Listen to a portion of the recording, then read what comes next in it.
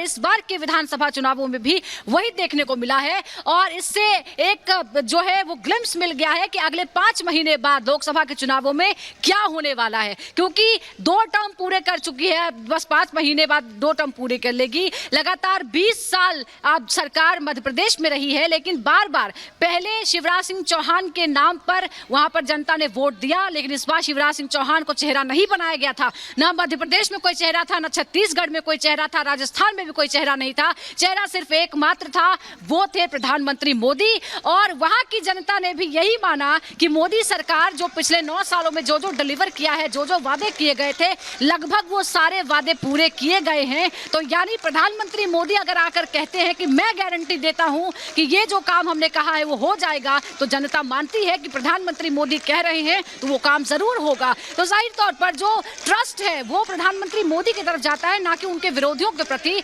लोग ये समझते हैं कि जो केंद्र में रहकर इतने सारे काम कर रहे हैं, एक के बाद एक, जो बड़े बड़े, चाहे राम मंदिर की बात हो, 370 की बात हो, ट्रिपल तलाक की बात हो, और भी जो मैनिफेस्टो में था, इनिशियल जो शुरुआती मैनिफेस्टो में था, उस पर काम लगातार प्रगति पर है।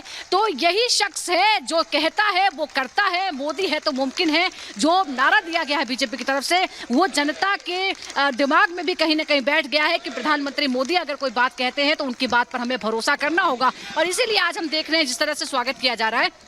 वैसे आपको बता दूं कि जब भी सत्र चलता है तो हर हफ्ते इस तरह की बैठक होती है जिसमें सारे सांसद लोकसभा राज्यसभा के वहां पर मिलते हैं, लेकिन फिलहाल ये बैठक विशेष है क्योंकि पहले तो प्रधानमंत्री मोदी का अभिनंदन है, एक बार फिर उनको धन्यवाद, पार्टी की तरफ से स्वागत उनका, और साथ ही तीनों राज्यों की रूपरेखा तैयार करनी है। सरकार का स्वरूप क्या हो गया, नेतृत्व कौन करेगा, और नेतृत्व सिर्फ राज्य में काम करने को लेकर नहीं, लोकसभा चुनाव को भी नजर में रखा जाएगा। वो ऐसा शख्स हो जो लोकसभा चुनाव में भी पार्टी के लिए फायदेमंद हो और आगे बीजेपी को मजबूत करने में तीनों ही राज्यों में वो काम करे।